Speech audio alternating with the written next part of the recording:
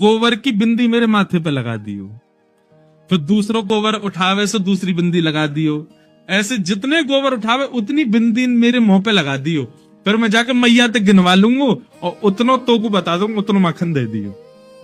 अब गोपी उठा रही है और उठा करके लाल जी के माथे पे एक बिंदी लगा दे।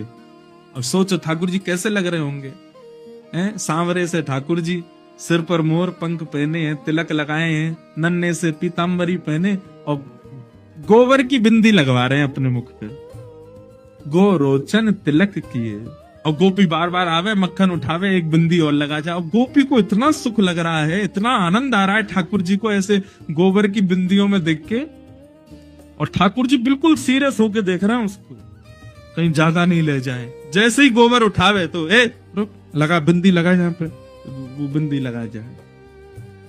अब बार बार बिंदी लगा के ठाकुर जी ऐसे मधुर मुस्कान पे आनंद है रहे हैं। गोपी को भी खूब आनंद आ रहा हो।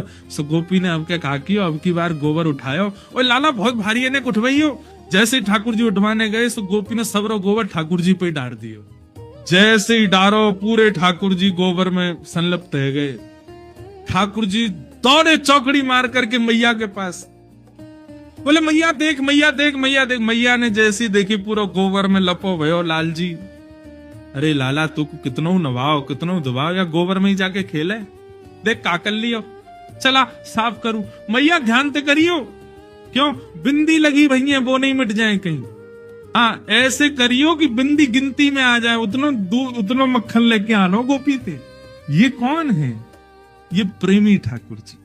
अब इस कथा को सुना तो आप सबके चेहरे पर प्रसन्नता आ गई और जगन्नाथ जी प्रिय लगने लगे। नारद जी कह रहे हैं, व्यास जी आपने सब जगह भगवान को भगवान बना दिया, लेकिन वो प्रेम भी करते हैं और हमारे प्रेमी भी बन सकते हैं। आपने कहीं नहीं लिखा, इसलिए आपका हृदय शांत है। ऐसा कुछ लिखो जिसको सुनने पढ़ने के बाद में सुनने वाला ठाकुर जी को भगवान ना माने, ठाकुर जी को अपना प्रेमी माने।